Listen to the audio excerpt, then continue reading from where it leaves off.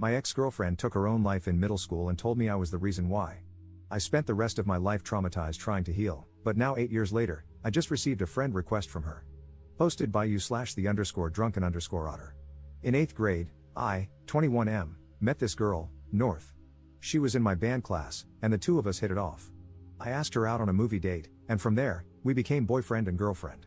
She was my first girlfriend, and things were going alright, until her dad got a new job across the country in California.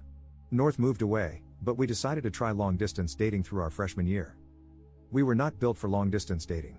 I couldn't protect her from bullies, hug her when she was crying, or tell her it was going to be alright when she told me about her depression. We got into arguments about God knows what but decided to keep the relationship going because her dad was trying to transfer back closer to our hometown. That was until she stopped texting me around Christmas, and her sister sent me a funeral program and asked me to come to California. North's sister told me that she had taken her own life because the bullying had become too much and that I wasn't there for her when she needed me. It broke my heart that I couldn't go to California for the funeral, and for the past 8 years, I've mourned her loss. I spent my entire high school career trying to rebuild myself from all the damage. I went to meetings for people who had lost family members and loved ones. I went to therapy for 4 years to help process the loss. I had to learn how to become dependable because I didn't want it to happen again. And after working on myself for 4 years, I asked out one of my classmates, Lucy. We started dating at the tail end of our senior year and are about to celebrate our 4-year anniversary in April. Last night, I got a notification from Facebook saying that I had a new friend request. I opened the app and found out that it was from North. She looks older, but there's no denying it, it's her. There are pictures of her as an adult with her fiancé and her newborn daughter. I spent 8 years of my life believing that she was dead, but here she is, with undeniable proof that she has been living a great life without me. My stomach is in knots, my heart is sinking to the ground, and my mind is racing, trying to figure out what happened and what I should do. Do I accept the friend request? Do I ignore it and try to move on?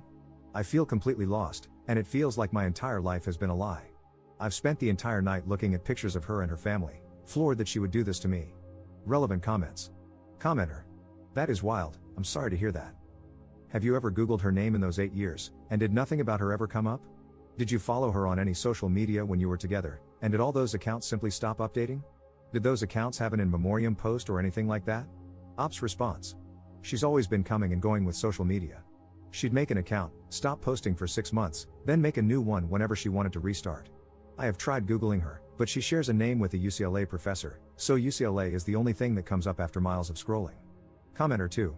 So, I don't know if it's the healthiest option, but I would 100% want closure. Accept the friend request and send her a message saying how happy you are to see that she's alive since you were under the impression she had committed suicide. How thankful you are that it was a lie and that you're happy she's clearly in a better place. Do not accuse her of anything. If you feel inclined, let her know that her death led to you dedicating a part of your life to being the person you felt she needed at the time. Let her apologize if she does, don't feel inclined to accept it, and feel free to let her know that she caused a lot of hurt. I wouldn't engage beyond finding closure, and I 100% would block her after getting it. Ops response. I do want closure, but I don't want to chase it with how stirred up I am right now. I don't know if I'm happy that North is alive.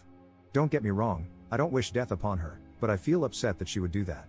I dedicated a third of my life to her, and now that dedication feels like it's been ripped from underneath me. A part of me is happy that she's alive, but I'm also angry, devastated, and heartbroken that I wasn't the person she could simply talk to, that I was such a little crap that it was easier to fake her death than to break up with me. But so much has changed for me because of this.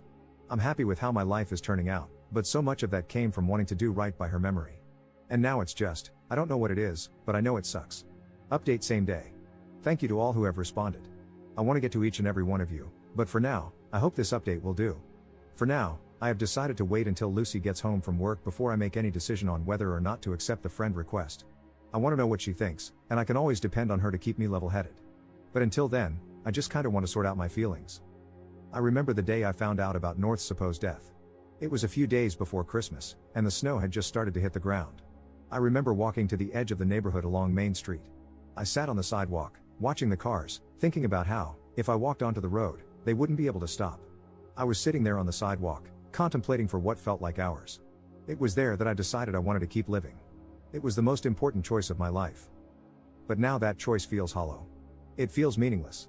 Every decision I've made since then has come from that choice I made 8 years ago, and now it feels empty and without promise. I'll keep you guys updated on what Lucy and I decide. Please don't think for a second that I plan to do anything drastic, I really don't, and I want to keep making that choice to live.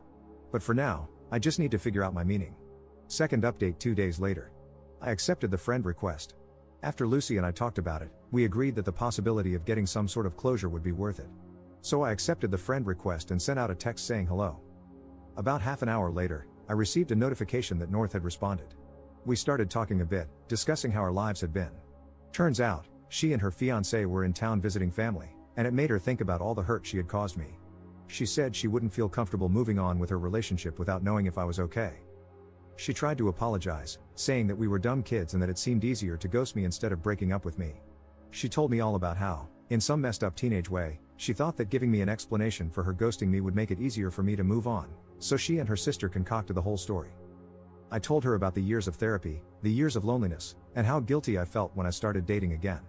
I told her how I used to think she was the one for me, even through the nights of arguing, and that she had hurt me more than if she had just thrown me away. And I told her that, in some weird way, I'm thankful to her. Her death changed me for the better, and I would not be the man I am today if it weren't for her. I then texted, having said that, I will not accept your apology. It's a shallow attempt to free your guilty conscience before you get married. If you were really sorry, you would have said something sooner, you would have apologized sooner, or you wouldn't have done it at all. You took the coward's way out, and I do not forgive cowards. She said she understood but hoped that one day I could move past the hurt she caused me and find it in my heart to forgive her.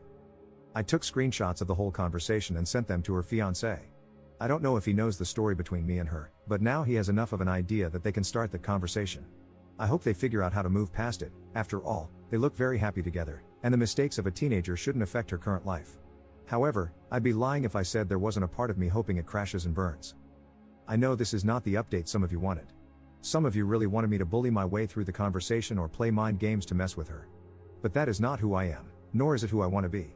On the bright side, I can now truly move on from the relationship that cost me 8 years of my life and put the whole story of North behind me. Thank you to everyone who helped me find the courage to face this head on, thank you to everyone who sent kind words, and thank you to the guy who DM'd me the number for the sewer slide hotline. I won't need it for the foreseeable future, but I appreciate it nonetheless. Notable comments. Commenter. All of that seems just so unnecessary.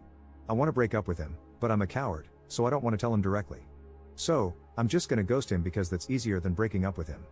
But I want it to be easier for him to move on, so I'll have my sister create a funeral brochure and make up a lie about me killing myself. But we're also going to blame him for not being there to protect me, so much for sparing his feelings, I guess. I'm also going to invite him to my non-existent funeral, and phew, thank God he didn't try to come at all, that would have been really awkward. Commenter 2.